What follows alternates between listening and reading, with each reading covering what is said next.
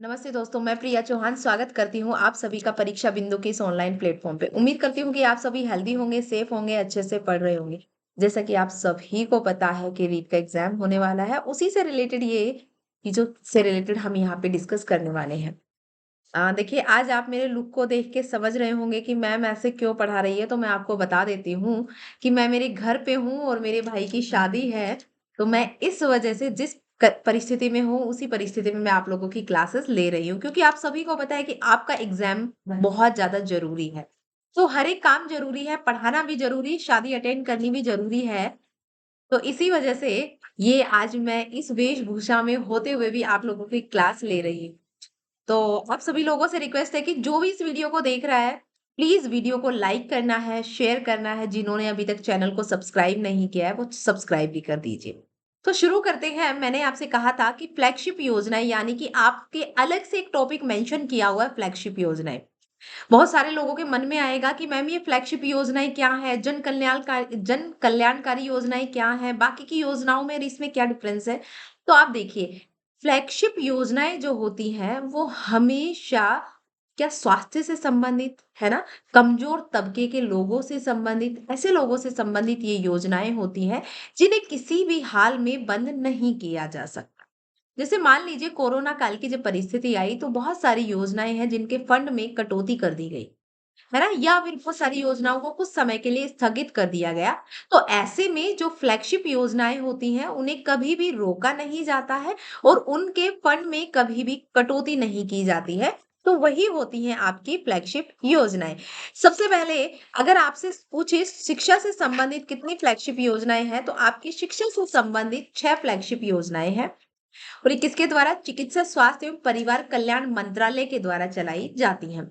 सबसे पहली बात करते हैं शुद्ध के लिए युद्ध अभियान। शुद्ध के लिए युद्ध अभियान आपको नाम से ही पता चल रहा होगा। ये जनरली त्योहारी सीजन में चलाया जाता है। किसमें चलाया जाता है? त्योहारी सीजन में चलाया जाता है कि भाई एक अभियान चलाएंगे कि शुद्ध प्रोडक्ट ही लोगों तक पहुंचाया जाए, क्योंकि जो अशुद्ध प्रोडक्ट होते हैं वो विभिन्न प्रकार की जानलेवा बीमारियों को न्योता देते हैं। इसी के लिए ये शुद्ध के लिए युद्ध अभियान बहुत सारे एग्जाम में क्वेश्चन पूछा जा चुका है। अभी रिसेंटली भी ये क्वेश्चन पूछा गया था कंप्यूटर इंस्ट्रक्टर के बैच में कि शुद्ध के लिए युद्ध अभियान है वो कब चलाया गया था। तो इसे शुरू किया गया था 26 अक्टूबर 2020 को। कब चलाया जाता है? त्योहारी सीजन में। किस चीज के लिए? शुद्ध के लिए युद्ध अभियान ये चलाया जाता है। उद्देश्य क्या होता है? ताकि मिलावटखोरी पर अंकुश लगाया जा सके और मिलावट से होने वाली विभिन्न बीमारियों से बचाव किया जा सके। इस अभियान के तहत क्या किया जाता है? साल भर में मिलने वाले जो मिलावट खोर जो है उनके खिलाफ सख्त कार्रवाई इसमें की जाती है। देश में पहली बार अगर राजस्थान ने मिलावट पर सही जानकारी देने के लिए 51,000 रुपए के पुरस्कार की राशि की घोषणा की है। भई ये अभियान तो और भी बहुत सारी जगह चलाया जा रहा है, लेकिन राजस्थान ऐसा पहला राज्य है जिसने इसके लिए अभियान, इसी के तहत, अभियान के तहत ये भी कहा कि अगर कोई मिलावटखोरों से संबंधित जानकारी देता है और अगर उनकी सूचना सही निकलती है, तो उन्हें 51,000 रुपए का पुरस्कार देना शुरू किया है। राजस्थान में देश में सबसे पहले 11 खाद्य परीक्षण प्रयोगशालाएं खोली गई हैं। भाई अगर हमें जो हमारा कुछ भी प्रोडक्ट है, उत्पाद है, वो शुद्ध है या नहीं है, उसका पता लगाने के लिए हमेशा प्रयोगशालाओं की आवश्यकता होती है। तो उसी के लिए सबसे पहले राजस्थान में देश में सबसे ज्यादा 11 खाद्य परीक्षण प्रयोगशालाएं खोली गई। यानी कि है प्रदेश में शुद्ध के लिए युद्ध अभियान के सतत एवं प्रभावी क्रियान्वयन के लिए खाद्य सुरक्षा निदेशालय का गठन किया गया है। किसका? खाद्य सुरक्षा निदेशालय का गठन किया गया है, जिसके खाद्य सुरक्षा आयुक्त कौन है? सुनील शर्मा है। बहुत बार पूछा गया है। 26 अक्टूबर 2020 को यह अभियान चलाया गया था। चलिए भाई आगे बात करते हैं निरोगी राजस्थान अभियान। निरोगी राजस्थान अभियान की जो शुरुआत है वो 17 दिसंबर 2019 को हुई थी। कब हुई थी भाई? 17 दिसंबर 2019 को निरोगी राजस्थान अभियान की शुरुआत हुई थी। कब हुई थी भाई? 17 दिसंबर 2019 को निरोगी राजस्थान अभियान की शुरुआत हुई थी। कहाँ से? सवाई मानसिंह अस्पताल जयपुर से इस अभियान की शुरुआत हुई थी 17 दिसंबर 2019 को। गहलोत सरकार का एक वर्ष पूरा पूरा पूर्ण होने के उपलक्ष्य में ये अभियान चलाया गया था। इसका उद्देश्य क्या है? तो भाई इसका उद्देश्य है जनता को बेहतर स्वास्थ्य सुविधाएं उपलब्ध करवाना, क्योंकि हर व्यक्ति के लिए उनके पास इतना पैसा नहीं होता है कि वो अपने स्वास्थ्य की सुविधाएं बेहतर ले पाए। तो इसी के लिए अभियान चलाया गया है। इसके लिए जो राजस्थान सरकार है उसने 100 करोड़ रुपए के कोष का निर्धारण किया है। इस अभियान के तहत नशा मुक्ति के लिए कार्यक्रम आयोजित किए जाएंगे। किसके लिए? नशा मुक्ति के लिए कार्यक्रम आयोजित किए जाएंगे। इसके स्वास्थ्य मित्र इसके क्या होंगे? ब्रांड एम्बेसडर होंगे। आपको पता है कि प्रत्येक गांव से स्वास्थ्य मित्र बनाया जाएगा जो कि गांव के लोगों को इन चीजों से संबंधित जानकारी उपलब्ध करवाएगा और उन्हें इन चीजों के लिए जागरूक भी करेगा। प्रदेश के जो सभी राजस्व गांव हैं, उनसे एक-एक महिला और पुरुष का स्वास्थ्य मित्र के रूप में चयन किया जाएगा। एक महिला होगी और एक पुरुष होगा जो कि स्वास्थ्य मित्र के रूप में कार्य करेगा। जिनके स्वास्थ्य मित्र हैं, उनकी आयु सीमा के स्वस्थ व्यक्ति होना चाहिए जिनकी आयु सीमा 40 से 55 वर्ष होनी चाहिए। निरोगी राजस्थान दिवस है वो कब मनाया जाता है? तो 17 दिसंबर को ही निरोगी राजस्थान दिवस मनाया जाता है और इसी दिन से निरोगी राजस्थान अभियान की शुरुआत हुई थी। चलिए, आगे बात करते हैं। अभियान के ब्रांड एम्बेसडर कौन है? वो तो स्वास्थ्य मित्र होंगे, ये मैं आपको पहले ही बता चुकी हूँ। चलिए, आगे बात करते हैं।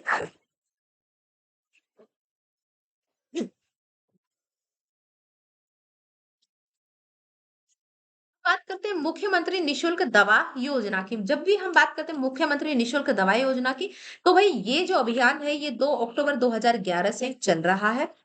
मुख्यमंत्री अशोक गहलोत के द्वारा इस योजना का शुभारंभ किया गया था। इसका उद्देश्य क्या है? सरकारी स्वास्थ्य संस्थाओं में जो भी रोगी आते हैं, उनको आने वालों को आवश्यक जो दवाइयाँ हैं, वो निःशुल्क उपलब्ध करवाई जाए ताकि उनको स्वास्थ्य की सुविधाएं बेहतर मिल पाए। इस योजना के सफल कार्यान्वयन हेतु राजस्थान चिकित्सा सेवा निगम लिमिटेड किसको? राजस्थान चिकित्सा सेवा निगम लिमिटेड को पब्लिक लिमिटेड कंपनी के रूप में निगमित किया गया है। अगर बजट की बात करें तो बजट 2022-23 मई मुख्यमंत्री निशुल्क नई मुख्यमंत्री निशुल्क दवा योजना के लिए कितना 778 करोड़ रुपए आवंटित किए गए हैं। कब? भाई अभी जो 2022-23 का जो बजट था, अब तो 23-24 का आ चुका है, तो जो 22-23 का बजट था उसमें 768 करोड़ रुपए इसके लिए आवंटित किए गए।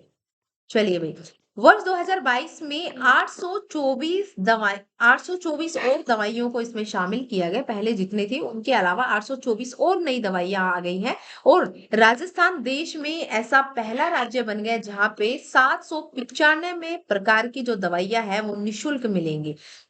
824 इस वर्ष से प्रारंभ हुई है। 795 तरह की दवाइयां निशुल्क उपलब्ध करवाई जाएंगी और इस योजना में राजस्थान का पहला स्थान है। किसमें? निशुल्क दवा योजना में राजस्थान का पहला स्थान है। आगे बात करते हैं मुख्यमंत्री निशुल्क जांच योजना। नाम से ही पता चल रहा है कि जो जांचें हैं, है ना, दवाओं के साथ साथ अब जांचें हैं वो भी निशुल्क ही उपलब्ध करवाई जाएगी। अगर इसकी शुरुआत की बात की जाए तो इसकी शुरुआत 7 अप्रैल 2013 से हुई है। कब से हुई है भाई?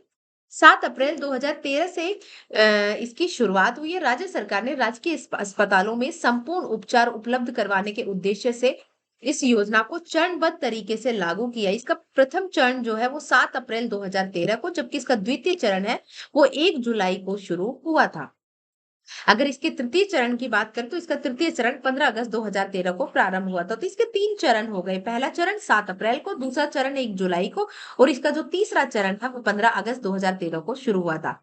अस्पतालों व स्वास्थ्य केंद्रों में ECG, auto analyser, CT scan, digital X-ray जैसी जो महत्वपूर्ण सुविधाएं हैं, जो कि अगर आप बाहर से किसी भी प्राइवेट हॉस्पिटल से करवाते हो तो ये सुविधाएं आपको काफी महंगी पड़ती हैं, तो उनके लिए ये निशुल्क आपको जांच योजना उपलब्ध करवाई जा रही है। जो आपके 90 प्रकार के टेस्ट है वो सरकार द्वारा निशुल्क करवाए जा रहे हैं। कितने प्रकार के भाई? 90 प्रकार के। योजना के अंतर्गत मरीजों का फ्री टेस्ट करने का प्रावधान सरकार द्वारा शामिल है। योजना में राज्यों के सभी सरकारी अस्पताल, मेडिकल कॉलेज, जिला अस्पताल इसमें शामिल होंगे। यानी कि सभी सरकारी अस्पताल को भी, मेडिकल कॉलेज को भी और जिला अस्पताल जो भी है वो इसमें शामिल किए जाएंगे और इनमें बड़ी संख्या में मरीज आते हैं। सामुदायिक स्वास्थ्य केंद्रों में प्राथमिक स्वास्थ्य केंद्र व उपकेंद्रों को भी इसमें शामिल किया जाएगा। आगे बात करते हैं मुख्यमंत्री चिरंजीवी स्वास्थ्य बीमा योजना। जब भी हम बात करते हैं मुख्यमंत्री चिरंजीवी स्वास्थ्य बीमा योजना की, मैंने क्या कहा कि स्वास्थ्य से संबंधित 6 योजनाएं हैं, फ्लैगशिप योजना। आगे बात करते हैं, इसका जो प्रारंभ है वो 1 मई 2021 से हुआ था, मुख्यमंत्री चिरंजीवी स्वास्थ्य बीमा योजना का। जबकि मुख्यमंत्री चिरंजीवी दुर्घटना बीमा योजना है उसकी शुरुआत फिक्स 1 वर्ष बाद की गई थी 2022 में, यानी कि मई 2022 में उसकी शुरुआत की गई थी। प्रदेश में हर परिवार को निशुल्क इलाज के लिए 10 लाख रुपए तक स्वास्थ्य बीमा, पहले जो पिछले वर्ष था वो 5 लाख रुपए था, जिसे 2022-23 में बढ़ा करके 10 लाख रुपए कर दिया गया। हालांकि 2023-24 के बजट में भी इसकी राशि को बढ़ा करके 10 लाख से 25 लाख कर दिया गया है। क्योंकि उसकी बात अभी नहीं करेंगे, अभी ये पुराने बजट की ही बातें चलेंगी, तो उससे संबंधित आपको याद रखना है कि भी 5 लाख रुपए पिछले वर्ष थी 2022-23 में, जबकि 21-22 में, और जिसे 22-23 में बढ़ा करके 5 लाख से 10 लाख कर दिया गया है। इस योजना के 8 लाभ रखे गए। शुरुआत में चिन्हित बीमारियों के लिए 50,000 रुपए व गंभीर बीमारियों के लिए 4 लाख रुपए प्रति वर्ष रखा गया था, कि अगर भाई आपकी जो बीमारी चिन्हित की गई है, अगर वो सामान्य बीमारी है तो उसके लिए आपको 50,000 रुपए दिए जाएंगे। यदि वो आपकी कोई गंभीर बीमारी है तो उसके लिए 4,50,000 रुपए प्रति वर्ष बीमा राशि के रूप में कवर किया जाएगा। विभिन्न बीमारियों के लिए 1597 पैकेज इसमें शामिल किए गए हैं। योजना से जुड़े निजी एवं सरकारी अस्पतालों में निःशुल्क उपचार ले सकते हैं। अगर हम बात करें तो हमने जांच योजना की बात की थी, उसमें क्या कहा गया था कि भाई ये अपने राजकीय अस्पताल, सरकारी अस्पताल, ये सब, जबकि इसमें निजी अस्पतालों को भी शामिल किया गया है। मरीज के अस्पताल में भर्ती होने से 5 दिन पूर्व और 15 दिन डिस्चार्ज होने के बाद तक का खर्च भी इसमें शामिल किया जाएगा। कब तक का? 5 दिन पहले का और 15 दिन बाद तक का। आगे बात करते हैं। एनएफएसए, एसईसीसी तथा महात्मा गांधी राज्य स्वास्थ्य बीमा योजना के जो लाभार्थी हैं उनको पंजीकरण करवाने की आवश्यकता नहीं होगी, जबकि जो अन्य हैं उन्हें प्रति वर्ष 850 रुपए का योजना से जुड़ने के लिए आवेदन शुल्क के रूप में देना पड़ेगा। कितना? 850 रुपए। राज्य सरकार का 90% अंशदान, तो केंद्र सरकार का इसमें 10% अंशदान है। अगर आपसे पूछ लेता है कि भाई इसमें योगदान कितना कितना है, तो भाई इसमें राज्य सरकार का 90%, जबकि आपका केंद्र सरकार का है वो 10% का योगदान इसमें शामिल किया गया है। चलिए भाई आगे बात करते हैं। मुख्यमंत्री निशुल्क निरोग राजस्थान योजना। जब भी हम मुख्यमंत्री निशुल्क निरोगी राजस्थान योजना की बात करते हैं, निरोगी राजस्थान योजना की, तो इसकी शुरुआत है 1 मई 2022 से। मुख्यमंत्री निरोगी राजस्थान स्वास्थ्य राजस्थान योजना पूर्ण रूप से प्रारंभ हो गई थी।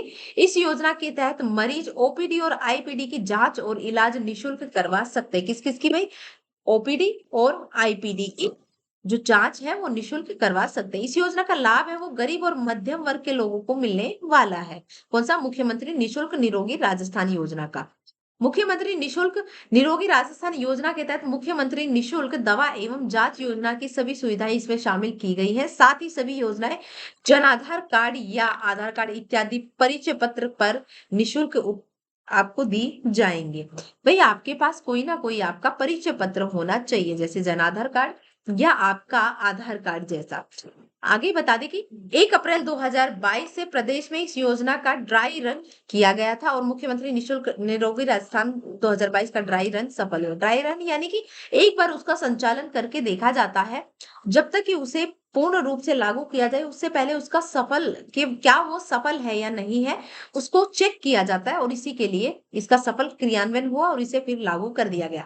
मुख्यमंत्री निशुल्क निरोगी राजस्थान योजना 2022 के द्वारा मरीज अपनी जांच जैसे blood test, urine test, blood pressure आदि की जो दवाएं हैं वो भी फ्री में ले सकते हैं।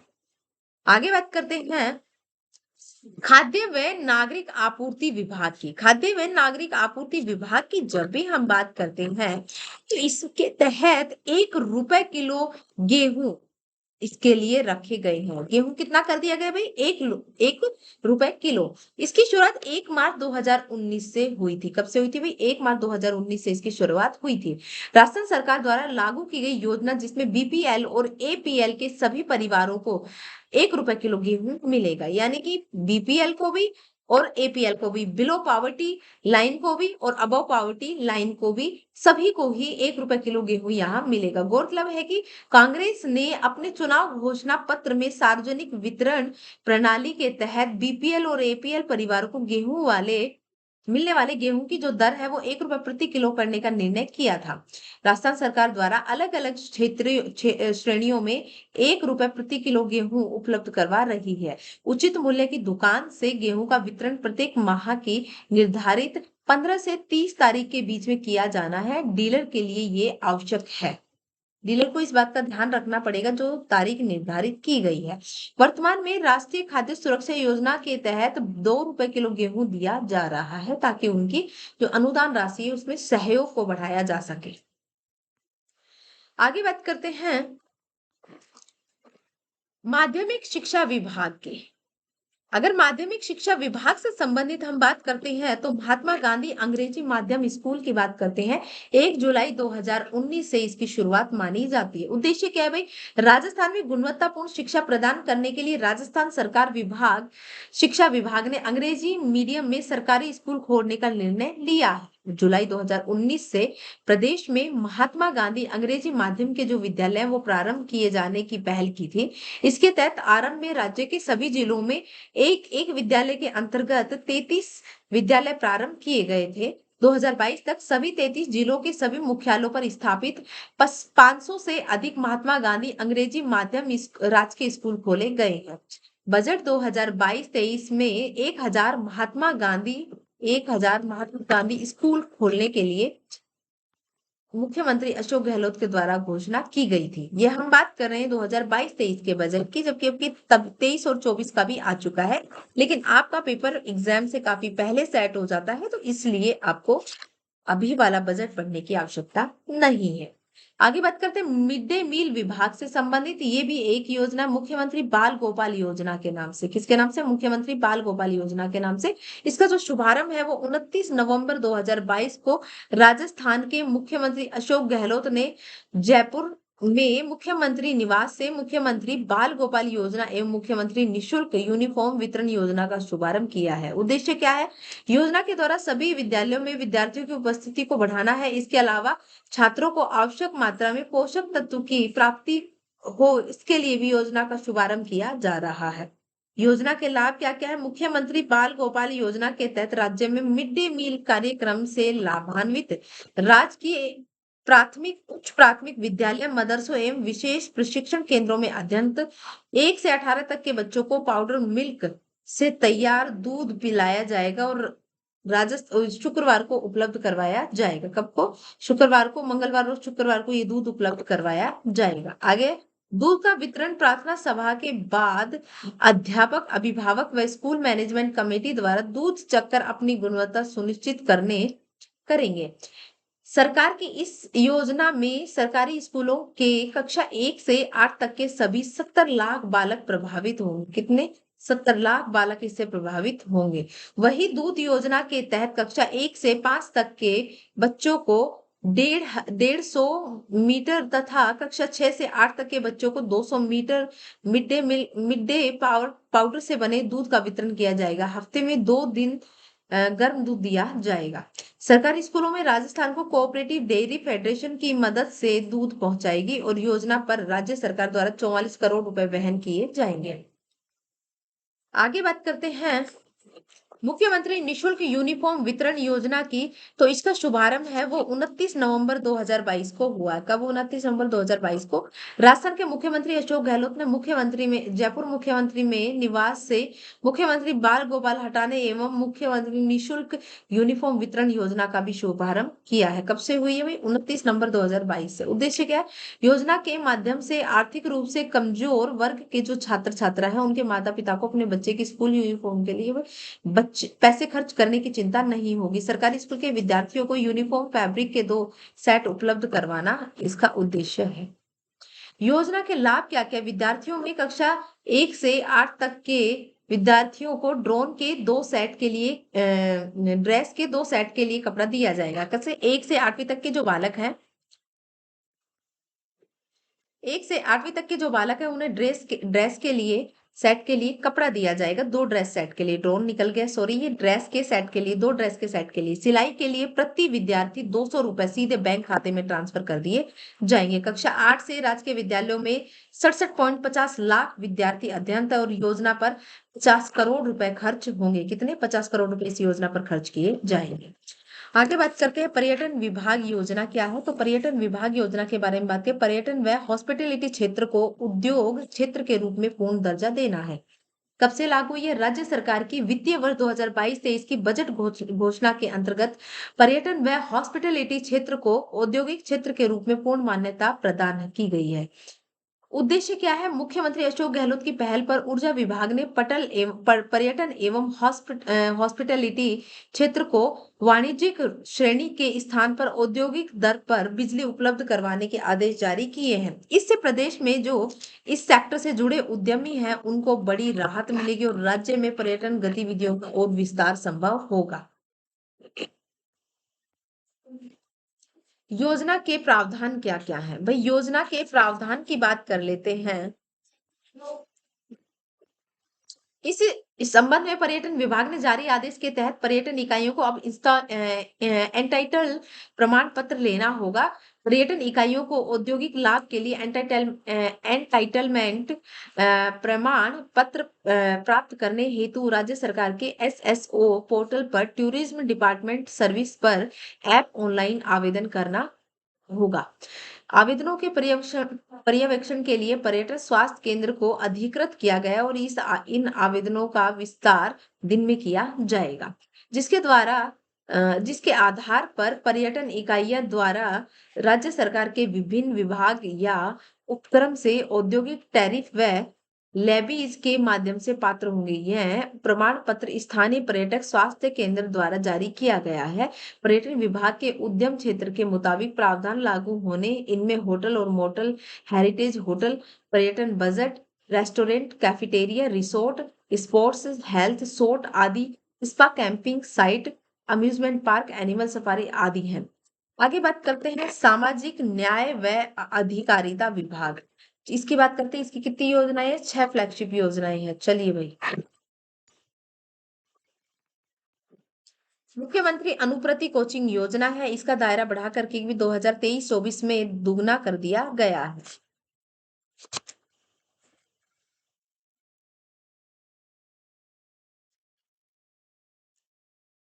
इसकी घोषणा है वो 6 जून 2021 को की गई थी, जबकि इसकी मंजूरी है वो 12 अगस्त 2021 को प्राप्त हुई थी। मुख्यमंत्री अशोक गहलोत ने हाल ही में राज्य के मेधावी छात्र छात्राओं के लिए कोचिंग प्रतियोगी परीक्षा या किसी भी प्रोफेशनल कोर्स की तैयारी कर रहे हैं को कोचिंग के लिए अन्य शहर में रह रहे और उनके लिए मुख्यमंत्री अनुप्रति कोचिंग योजना का शुभारंभ किया है। इस योजना का जो मुख्य उद्देश्य है वो है प्रतिभाशाली विद्यार्थियों को प्रतियोगिता परीक्षा और कोर्स करने के लिए अलग-अलग यानी कि मुफ्त कोचिंग का अवसर दिया जाएगा। चलिए भाई, आगे है इस योजना में अनुसूचित जाति, जनजाति, अन्य पिछड़ा वर्ग, अति पिछड़ा वर्ग, अल्पसंख्यक व आर्थिक रूप से कमजोर वर्ग के वह विद्यार्थी पात्र होंगे जिनके परिवार की वार्षिक आय है वो 8 लाख रुपए से प्रति वर्ष से कम है। साथ ही ऐसे विद्यार्थियों को जिनके माता-पिता राज्य सरकार के कार्मिकों के रूप में मैट्रिक लेवल यानी कि 11 तक का वेतन प्राप्त कर रहे हैं, वह भी रोजाना इसके लिए पात्र होंगे। योजना के तहत प्रावधान क्या-क्या किए गए? इसके लिए छात्र-छात्राओं का चयन करने के हेतु उनके पास 10वीं और 12वीं क्षेत्र के विद्यार्थियों यानी कि उनके जैसे अंकों के द्वारा मेरिट तैयार की गई, यानी कि इस चीज का फर्क तो पड़ता ही है। उस मेरिट के आधार पर ही लाभार्थियों का चयन किया जाएगा। शुरू में मुख्यमंत्री ने इस योजना के तहत 10,000 विद्यार्थियों को लाभान्वित करने की, कितने 10,000 विद्यार्थियों को अनुप्रति कोचिंग योजना से लाभान्वित करने की मंजूरी प्रदान की गई थी। 1 अप्रैल 2022 से योजना में लाभार्थियों की संख्या 10,000 से घट करके 15,000 कर दी गई है। घटा करके 1500 हो गई या 5,000 हो गई है।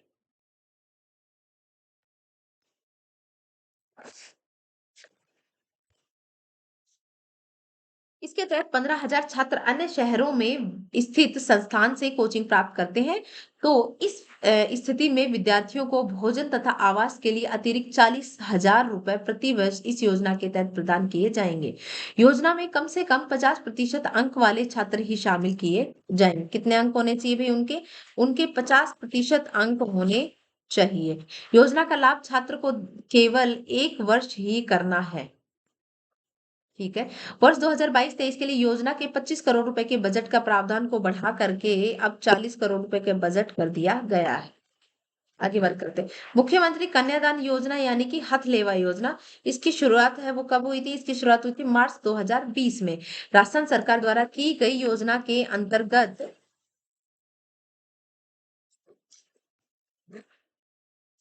राजस्थान सरकार द्वारा की गई योजना के अंतर्गत बीपीएल तथा अंत्योदय कार्ड धारकों को उनकी कन्याओं की शादी के लिए सरकार द्वारा आर्थिक सहायता प्रदान की जाएगी।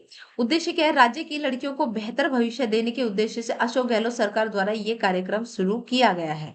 योजना के अंतर्गत सहयोग राशि विवाह पूर्व 50% और विवाह शेष विवाह के बाद यानी कि 50% विवाह के बाद प्रदान की जाएगी। मुख्यमंत्री कन्यादान योजना के अंतर्गत विवाह पर 30,000 रुपए दिए जाते हैं। यदि कन्या 10वीं पास हो तो 41,000 रुपए का मास वो 41,000 रुपए का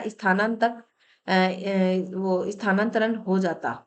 51,000 रुपए दिए जाएंगे इसके लिए। राजस्थान सरकार द्वारा 97-98 से आर्थिक दृष्टि से कमजोर विधवा महिलाओं के पुत्र पुत्रियों के लिए अनुदान योजना प्रारंभ की गई है और इस वर्ष 2005 में बीपीएल परिवारों को पुत्रियों के विवाह हेतु सहयोग योजना शुरू की गई थी। राजस्थान सरकार द्वारा वर्ष 2016-17 में दोनों योजनाओं को एक करके सहयोग एवं उपहार शुरू की गई है। आगे बात करते हैं मुख्यमंत्री एकल नारी पेंशन योजना यानी कि जो महिलाएं इकलौती यानी कि जो अकेली हैं, है ना, या तो वो विडो हो गई है या उन्होंने शादी ही नहीं की। 1 जुलाई 2017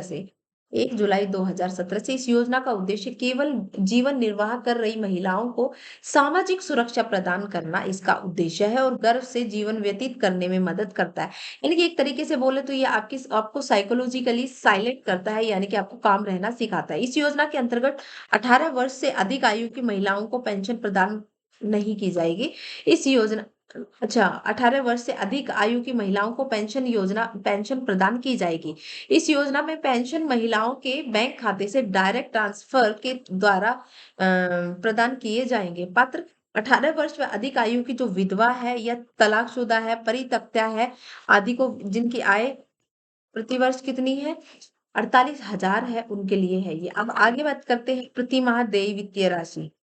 18 वर्ष या उससे अधिक किंतु 55 वर्ष से कम को 500 रुपए, 55 से अधिक या उससे कम 60 रुपए मतलब 750 रुपए, 6 वर्ष या उससे अधिक किंतु 75 वर्ष से कम हो तो उन्हें 1,000 रुपए, 75 वर्ष या उससे अधिक ऐसा हो तो उसको 500 रुपए दिए जाएंगे। मुख्यमंत्री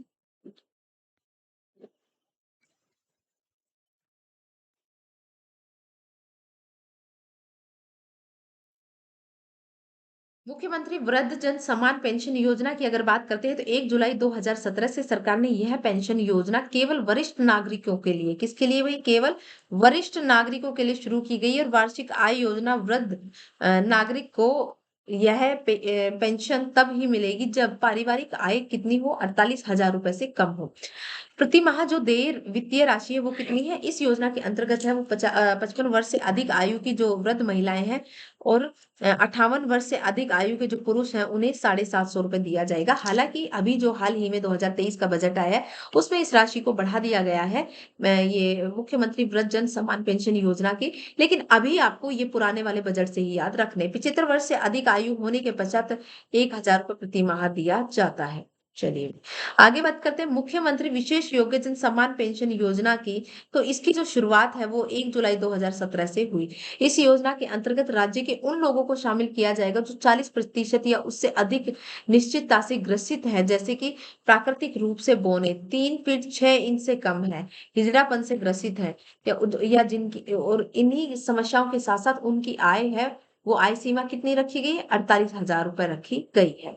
इसके अंतर्गत 55 साल से कम आयु की महिलाओं तथा अठाव कम आयु महिलाओं तथा 58 वर्ष से कम आयु के पुरुषों को सरकार 750 रुपए की पेंशन प्रदान की जाएगी। यानी कि 55 वर्ष से अधिक और अधिक है, ये कम नहीं होगा भाई, 55 वर्ष से अधिक और 58 वर्ष से अधिक पुरुष, महिला 55 और पुरुष 58, तो उनको 750 रुपए पेंशन के रूप में दिया जाएगा। और 55 वर्ष और अधिक आयु की महिलाएं हैं तथा 58 वर्ष और उससे अधिक आयु के जो पुरुष हैं उन्हें 1,000 रुपए प्रति माह दिया जाएगा। अगर वो 55 वर्ष से अधिक की आयु यानी कि वृद्ध जन पेंशन में क्या रखा गया है कि भाई जो 55 वर्ष से कम आयु की महिलाएं हैं और 58 वर्ष से कम आयु के जो पुरुष हैं, सही है ये, है उन्हें ₹750 जबकि अगर 55 वर्ष से आयु के अधिक पुरुष महिला है और 58 से अधिक के जो पुरुष हैं, तो उनको ₹1000 पेंशन के रूप में दिया जाएगा। 75 वर्ष तथा इससे अधिक आयु के जो लाभार्थी हैं, उनको साढ़े ₹1200 की पेंशन की धनराशि दी जाएगी। जिन्हें सिलिकोसिस है, कुष्ठ रोग है, उन्हें सभी उम्र के पुरुषों और महिलाओं की तरह ₹1500 प्रदान किए जाएँगे।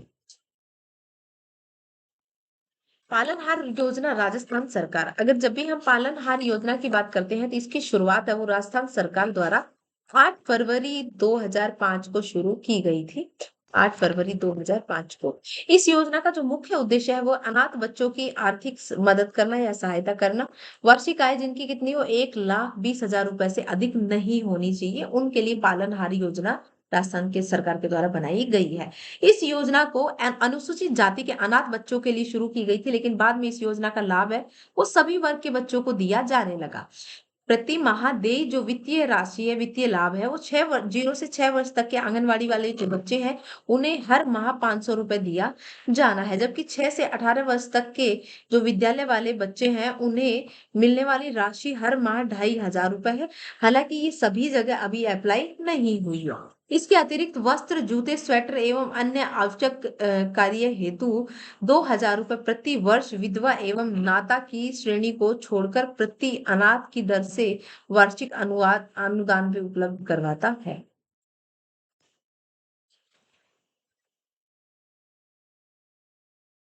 राजस्थान स्टेट कृषि विपणन बोर्ड की है ये एक फ्लैगशिप योजना राजस्थान कृषि प्रसंस्करण कृषि व्यवसाय एवं कृषि निर्यात प्रोत्साहन नीति 2019 है ना। आपसे पूछ लेता है कि भाई ये राजस्थान की ये कृषि प्रसंस्करण और व्यवसाय एवं कृषि निर्यात प्रोत्साहन नीति है ये कब आई थी? तो ये 2019 में आई थी। अगर इसकी शुरुआत की बात की जाए तो मुख्यमंत्री अशोक गहलोत द्वारा 17 दिसंबर 2019 में इसकी शुरुआत की गई थी। कब की गई थी भाई? 17 दिसंबर 2019 में इसकी शुरुआत की गई थी। देखिए, आपको दिसंबर के आस-पास ही चीज़ें इसलिए मिलेंगी क्योंकि इसमें ना गहलोत सरकार के वर्ष पूरे होते हैं, यहाँ पे उनका इलेक्शन हुआ था। 31 मार्च 2024 तक ये नीति है, ये प्रभावी रहेगी। इस नीति के जो उद्देश्य हैं, वो कृषि उत्पादों का उत्पादन केंद्र बनाने हेतु देश-विदेश के निवेश को जो प्रसंस्करणकर्ताओं तथा निर्यातकों को निवेश के लिए पसंदीदा केंद्र विकसित करने का प्रयास किया जा रहा है। विशेषताएँ क्या है भई? प्रदेश में लागू इस नीति के माध्यम से एक विकसित कृषि प्रसंस्करण क्षेत्र द्वारा ही फार्म स्तर पर किसानों को मिलने वाली जो मूल्य में वृद्धि है, जो क्षितिज में कमी है, सुनिश्चित मूल्य संवर्धन, फसल विधिकरण एवं इससे अकुशल व अर्धकुशल व कुशल शक्ति के रोजगार सृजित किए जाएंगे। कृषि के समग्र विकास में कृषि प्रसंस्करण के महत्व को देखते हुए इसमें राज्य कृषि आधारित उद्योगों के विकास को बढ़ावा देने के साथ आपूर्ति श्रृंखला एवं मूल्य संवर्धन के बुनियादी ढांचों को विकसित करने के लिए राज्य सरकार इसके लिए दृढ़ संकल्पित है।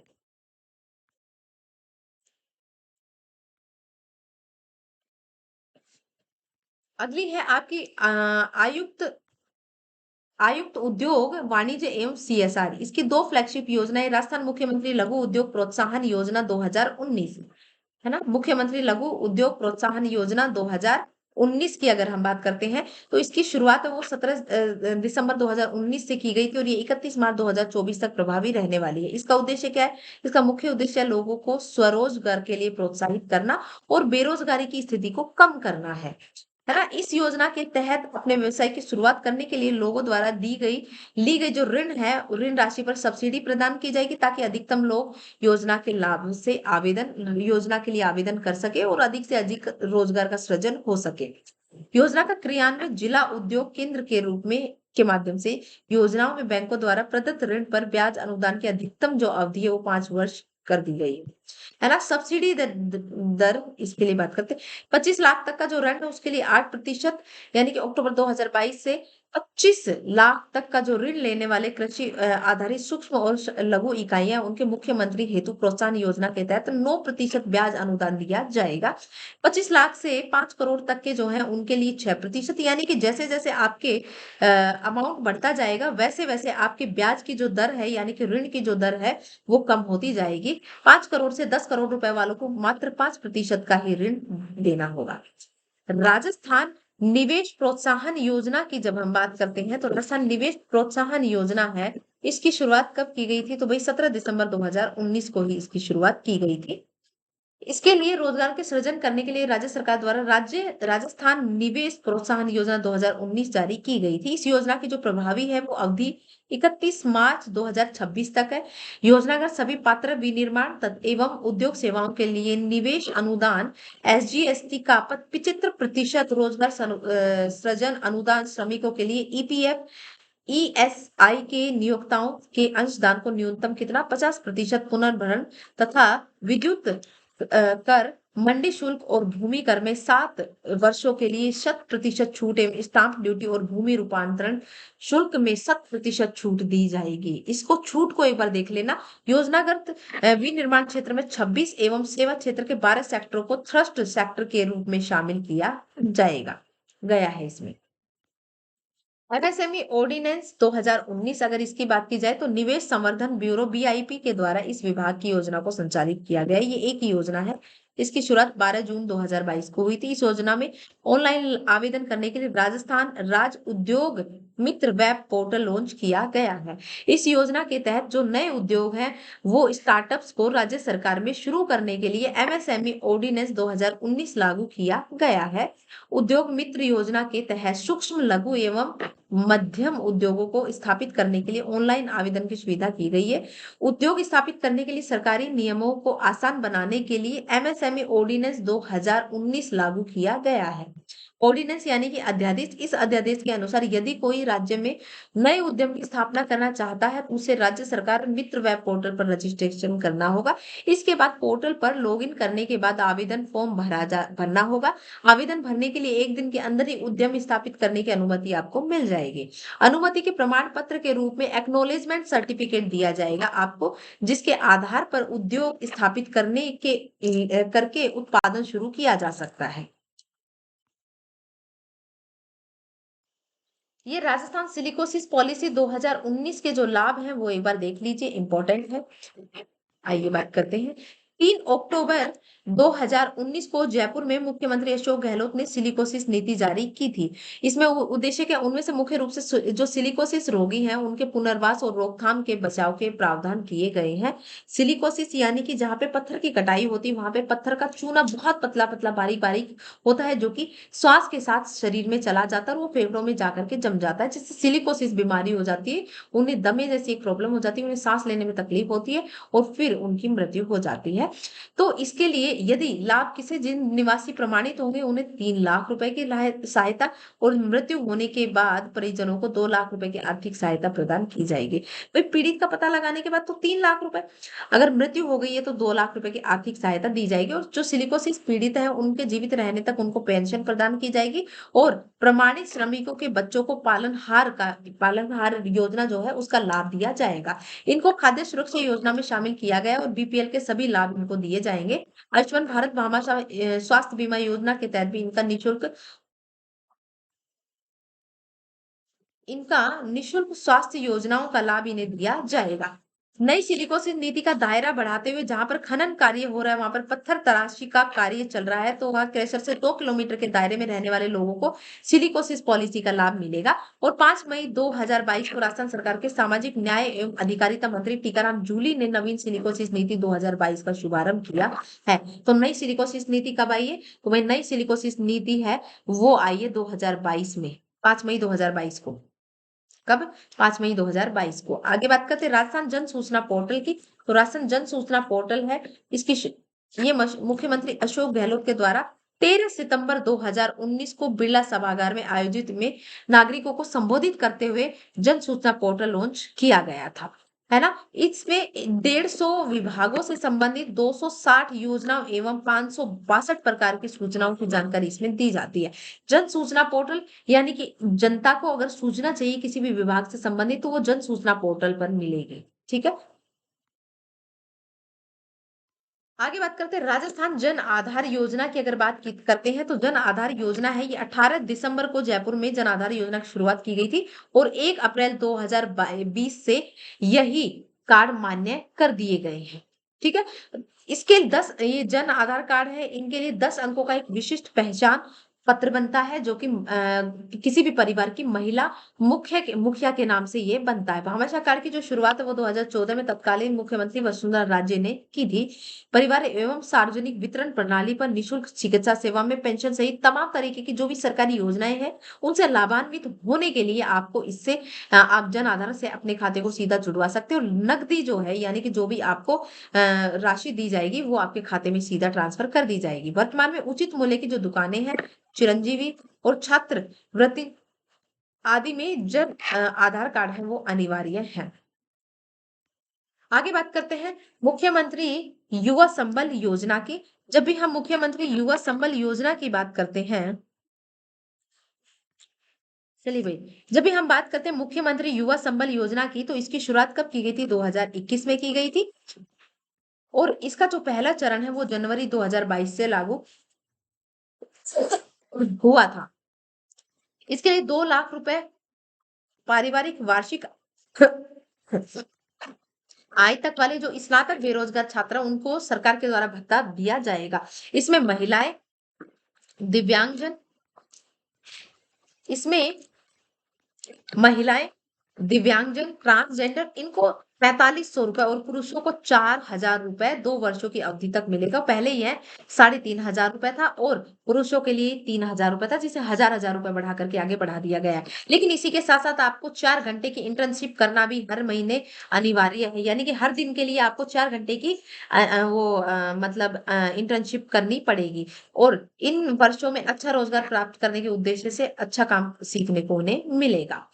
कालीबाई भील मेधावी छात्र स्कूटी योजना 2021। जब भी हम इसकी बात करते हैं तो इसकी शुरुआत कब हुई थी? 6 अगस्त 2021 को इसकी शुरुआत हुई थी और इसमें जो इसके जरिए जो वीडियो कॉन्फ्रेंसिंग है, इसके जरिए कालीबाई भील मेधावी छात्रों को स्कूटी योजना का शुभारंभ किया गया। उद्देश्य क्या है भाई इसका? जो प्रदेश की बालिकाएं हैं उन्हें आगे की शिक्षा के लिए प्रेरित करने के लिए ये स्कूटी की सहायता दी जा रही है। और इसके लिए क्या होना चाहिए भाई? राजस्थान माध्यमिक शिक्षा बोर्ड जो है उसे 12वीं कक्षा में न्यूनतम अंक है वो 65% और केंद्रीय माध्यमिक शिक्षा बोर्ड में 12वीं में न्यूनतम अंक 75% प्राप्त करना उनके लिए उत्तीर्ण करने के लिए आवश्यक होगा और उन्हें ही ये राशि प्रदान की जाएगी। 12वीं में कितना होना चाहिए? 65% और केंद्रीय माध्यमिक शिक्षा बोर्ड में 12वीं में न्यूनतम कितना होना चाहिए? 75% अंक होना चाहिए। इस योजना के तहत अनुसूचित जाति, अनुसूचित जनजाति और जो अल्पसंख्यक वर्ग हैं उन्हें इस योजना का लाभ दिया जाएगा और इसमें प्रति वर्ष छात्रा कितनी 10,000 छात्रा इसमें लाभान्वित होंगी। हालांकि इस वर्ष इसका दायरा और बढ़ा दिया गया है, उसके बारे में आगे बात करेंगे। इसमें जो आर्थिक रूप से कमजोर बालिकाएं, सामान्य वर्ग की जो बालिकाएं हैं आर्थिक रूप से कमजोर है, उन्हें भी ये दिया जाएगा। आदिवासी अंचल में शिक्षा की अलग जगाने के लिए प्राणों का बलिदान देने वाली जो वीर बालिका है कालीबाई, उन्हीं के लिए कालीबाई भील नौजवानों के लिए प्रेरणा का स्रोत है। इसी के लिए ये नाम इनके नाम पर रखा गया है। आगे बात करते हैं देवनारायण स्कूटी योजना की। तो देवनारायण स्कूटी वितरण योजना है, इसकी इसकी शुरुआत कब से की गई थी? जनवरी 2021 से इस योजना की शुरुआत की गई थी। इसके लिए जो छात्राएं हैं उन्हें मतलब कॉलेज की पढ़ाई के लिए यानी कि विश्वविद्यालय स्तर पर उनके पढ़ाई को सपोर्ट करने के लिए ये शुरुआत की गई है। 50% अंकों के साथ स्कूटी प्रदान की जाएगी। जिनके अंक 50% है उन्हें स्कूटी प्रदान की जाएगी और 1000 छात्राओं को देवनारायण स्कूटी योजना वितरण योजना में शामिल किया जाएगा 2021 में। इस योजना के अंतर्गत बंजारा, लोहार, गुज्जर, राइका और रैबारी छात्रों को शामिल किया जाएगा। योजना का लाभान है वो कोई भी विधवा, विवाहिता, अविवाहिता छात्राएं उठा सकती है। इस योजना के तहत जो परिवार है उसकी वार्षिक आय 2 लाख रुपए से अधिक नहीं होनी चाहिए। स्कूटी के लिए 12वीं कक्षा व नियमित स्नातक वर्ष में गैप होने पर छात्रा देवनारायण स्कूटी योजना 2021 का लाभ नहीं ले सकती। यानी कि आपको 12वीं के बाद गैप नहीं करना है, आपको कंटिन्यू पढ़ाई करनी है। अगर आप 12वीं के बाद गैप करते हैं तो आप इस योजना के लाभान्वित नहीं हो सकते इस लाभ योजना से। जो Rajiv Gandhi scholarship for academic excellence योजना है 2022, वो विदेश में पढ़ाई करने वाले छात्रों को स्कॉलरशिप देने के लिए इस योजना की शुरुआत की गई है ताकि प्रदेश के विकास में भागीदारी हो सके। अगर वो विदेश में पढ़ के आएंगे तो विदेशी शिक्षा और वहां के कल्चर को लेके आएंगे और वहां से हमारे देश के कल्चर को भी और हमारे उद्योगों को भी और हमारे यहाँ के विकास में सहायक रहेंगे। इसके लिए 150 विश्वविद्यालय एवं संस्थानों में पढ़ाई कर सकेंगे। 2022-23 के लिए 200 200 सीटों का 200 सीटों पर विद्यार्थियों का चयन इसके तहत किया जाएगा। 30% 200 में से महिलाओं के लिए आरक्षित की गई है तथा इसके आवेदन के लिए लास्ट डेट 15 जुलाई 2022 निर्धारित की गई है। राजीव गांधी स्कॉलरशिप योजना के तहत विश्व भर से कुल 150 विश्वविद्यालय से एडमिशन प्राप्त किए जाएंगे। मैंने आपको बता दिया 200 सीटों के लिए इसमें से वो रखा गया है, जिसमें से 30% महिलाएं ही होंगी। इस योजना का लाभ पहले उन्हीं बच्चों को मिलता था जिनकी सालाना आय 8 लाख रुपए से कम थी, लेकिन इसे बढ़ा करके 25 लाख रुपए कर दिया गया है। यानी कि 25 लाख से कम आय वाले परिवार के बालक इसके लिए आवेदन कर सकते हैं। और इसके तहत बीटेक तथा एमबीबीएस के इच्छुक छात्रों को भी स्कॉलरशिप दी जाएगी और ग्रेजुएशन स्तर पर भी केवल मानवीय की विशेष विषय लेने पर स्कॉलरशिप प्राप्त होगी। इसके लिए 15 छात्रों का चयन होगा। इंदिरा रसोई योजना, आपको पता है इंदिरा रसोई योजना की संख्या और बढ़ा दी गई है, 1000 से 2000 कर दी गई है। इंदिरा रसोई योजना की जब हम बात करते थे, इसे 20 अगस्त 2020 को प्रारंभ किया गया था। इसमें नो हंगर नो स्लीप यानी कि कोई भी भूखा ना सोए की वो संकल्प को साकार करने के लिए ये इंदिरा रसोई योजना प्रारंभ की गई है। बहुत सारे विद्यार्थी बोलेंगे मैम अभी आप कम दिख रहे हो, तो कम दिखने का कारण इतना है कि भाई लाइट चली गई है, तो जो इन्वर्टर की लाइट है कम है, उसी में ही हम देख रहे हैं। भोजन में मुख्य रूप से दाल चपाती सब्जी तथा अचार को शामिल किया गया है। वैसे तो प्लेट की कीमत 20 रुपए है, लेकिन सरकार इसके लिए 12 रुपए का अनुदान देती है और 8 रुपए आपको इसमें देना पड़ता है। पहले इसकी राशि कितनी थी? वो पहले 12 रुपए थी अनुदान राशि, अब इसे बढ़ा करके कितना कर दिया गया है? 17 रुपए कर दिया गया है। यानी कि पहले जो प्लेट थी वो 20 रुपए की होती थी, अब वो प्लेट 25 रुपए की हो गई है, जिसमें से 17 रुपए राज्य सरकार और 8 रुपए आपको देने होंगे, यानी कि हो गए आपके 25 रुपए, है ना? 17 प्लस 8 कितने हो गए आपके? 25 रुपए हो गए हैं, है ना? इस योजना के लिए 100 करोड़ रुपए खर्च किए जाएंगे और 1000 इंदिरा रसोइयां बढ़ाई जाएंगी और वर्ष 2023 में तो इसे 2023 के बजट में तो इसे और बढ़ा दिया गया है। यह योजना सरकार के सभी 2 से 13 शहरी स्थानीय निकायों में चलाई जाएगी। इस योजना के तहत प्रतिदिन 1.34 लाख एवं प्रतिवर्ष 4 करोड़ 87 लाख लोगों को इसके तहत भोजन का लक्ष्य रखा गया। 2022-23 में घोषित इंदिरा रसोइयों के लिए जो योजना है उसके लिए 250 करोड़ रुपए प्रति वर्ष है। कोई भी भूखा ना सोए की अवधारणा के साथ सीएम अशोक गहलोत ने 18 सितंबर को जोधपुर में 1512 नई इंदिरा रसोइयों का शुभारंभ किया था और प्रदेश में कुल इंदिरा रसोइयों की संख्या 870 हो गई है। 1000 पिछली बार का लक्ष्य रखा गया था और 2023 का बजट अभी आपको पढ़ना नहीं है, लेकिन जब आप पढ़ोगे तो आपको पता चलेगा कि अब इंदिरा रसोइयों की संख्या कितनी करने का लक्ष्य रखा गया है? 2000। इंदिरा गांधी शहरी क्रेडिट कार्ड योजना की अगर हम बात करते हैं 2021 की, तो इसको 6 अगस्त 2021 को प्रारंभ किया गया था। यानी कि जो स्ट्रीट वेंडर्स है, जो ये ठेले वगैरह लगाने वाले हैं, जो कि उनको ऋण उपलब्ध करवाने के लिए ये योजना शुरू की गई थी और इसके लिए बिना किसी गारंटी के उन्हें 50,000 रुपए तक का ऋण मुक्त ब्याज, वो ऋण मुक्त क्या बोलते हैं उन्हें, लोन उपलब्ध करवाना था। इस योजना का लाभ एवं नगर पालिका, नगर परिषद एवं नगर निगम की सीमा में 5 लाख लाभार्थियों को प्रदान किया जाएगा। मैंने आपको बता दिया इसके तहत छोटे-छोटे स्ट्रीट वेंडर्स हो गए, हेयर ड्रेसर हो गए, रिक्शा चालक, खाती, कुम्हार, मोची, मिस्त्री, दर्जी, धोबी, रंगाई पुताई करने वाले, इलेक्ट्रीशियन, प्लम्बर, जो असंगठित क्षेत्र से जुड़े हुए हैं, उन युवाओं को प्रोत्साहित करने के लिए ये 50,000 रुपए का ऋण उपलब्ध करवाया जाएगा। ऋण की निगरानी अवधि 3 महीने की निर्धारित की गई है। इस योजना के तहत होने वाले खर्च राज्य सरकार ही वहन करेगी और लाभार्थियों को यह 12 महीने के ये जो ऋण है ये 12 महीने की अवधि के भीतर चुकाना होगा। 31 मार्च 2022 तक एक से अधिक किस्तों की निकासी की जा सकेगी और योजना के सभी क्रियान्वयन एवं समीक्षा के लिए जिला कलेक्टर इसके नोडल अधिकारी होंगे। चलिए भाई, आगे है आपकी घर घर औषधि योजना। घर घर औषधि योजना क्या है? तो भाई 1 अगस्त 2021 को घर घर औषधि योजना आपकी शुरुआत की गई थी। यानी कि आपके जो औषधीय पौधे हैं वो 8 औषधीय पौधे, यानी कि 4 प्रकार के 2-2 पौधे, है ना? 4 प्रकार के 2-2 पौधे उपलब्ध करवाने थे और ये 1 अगस्त 2021 को शुरू की गई थी। वन विभाग के द्वारा इसे शुरू की गई थी। इसके लिए 210 करोड़ रुपए का बजट की राशि स्वीकृत की गई थी। ठीक है? इसके लिए मैंने आपको बता दिया 8 पौधों की किट प्रदान की जाएगी। तो 2023-24 के लिए नवीन योजना के अंतर्गत 2023-24 के लिए 42 करोड़ रुपए की लागत से 5 करोड़ पौधे तैयार किए जाएंगे और 2022-23 में लगाए गए पौधों के लिए 21 करोड़ रुपए के अतिरिक्त बजट उपलब्ध करवाया जाएगा। इस योजना में कुल 105 करोड़ रुपए खर्च होंगे। मुख्यमंत्री किसान मित्र ऊर्जा योजना की अगर हम बात करें, तो ये 17 जुलाई 2021 को राजस्थान के मुख्यमंत्री श्री अशोक गहलोत के द्वारा इसकी शुरुआत की गई थी, इसका शुभारंभ किया गया था मई 2021 से किसके द्वारा? ऊर्जा विभाग के द्वारा, है ना? लाभ मई 2021 से। उद्देश्य क्या है? मुख्यमंत्री किसान मित्र ऊर्जा योजना के तहत माध्यम से लघु एवं मध्य वर्ग के जो किसान हैं, उनके लिए कृषि बिजली लगभग निःशुल्क हो जाएगी। मुख्य उद्देश्य किसानों को बिजली के बिल पर अनुदान प्राप्त करना है। योजना के तहत राज्य सरकार द्वारा मीटर्ड कृषि उपभोक्ताओं को कृषि के बिल पर प्रति माह 1,000 रुपए अधिकतम 1,000 रुपए प्रति माह और अधिकतम 12,000 रुपए यानी कि वर्ष के 12,000 रुपए की अनुदान राशि दी जा सकती है।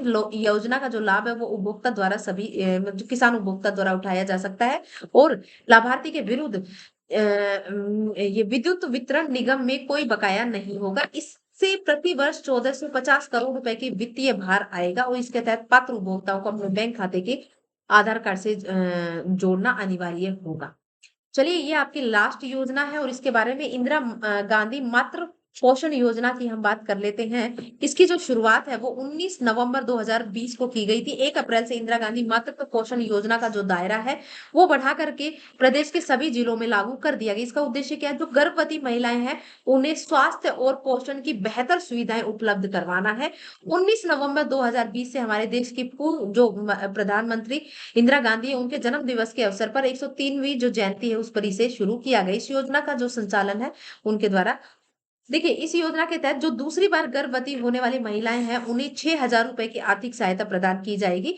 यह आर्थिक सहायता 5 चरणों में प्रदान की जाएगी। इस योजना के अंतर्गत वर्ष शुरुआत में केवल 5 जिलों को शामिल किया जाएगा क्योंकि जब भी कोई योजना चलाई जाती है तो उसे पायलट प्रोजेक्ट के रूप में चालू शुरू करके उसका सफल संचालन चेक किया जाता है। अगर उसका सफल संचालन होता है तो उसके बाद उसे वो बाद में संपूर्ण उसमें लागू कर दिया जाता है। तो ये शुरुआत में किन 5 जिलों में लागू की गई थी? तो उदयपुर में, डूंगरपुर, बांसवाड़ा, बारां और प्रतापगढ़ में।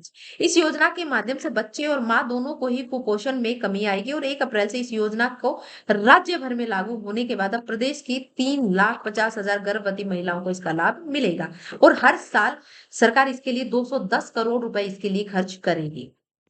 ये थी आपकी सारी की सारी फ्लैगशिप योजनाएँ। उम्मीद करती हूँ कि ये सेशन आपके लिए काफ़ी अच्छा रहा होगा।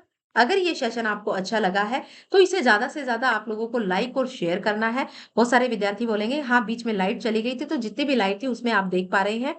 तो आज के लिए इतना ही। Thank you class. क्लास को ज़्यादा से ज़्यादा लाइक करना है, ज़्यादा से ज़्यादा शेयर करना है और बाकी की बातें करेंगे नेक्स्ट सेशन में। इसको पढ़ लीजिएगा, इससे क्वेश्चन्स आपके 100% अलग से सिलेबस में आपके मेंशन किया हुआ है। तो थैंक यू क्लास।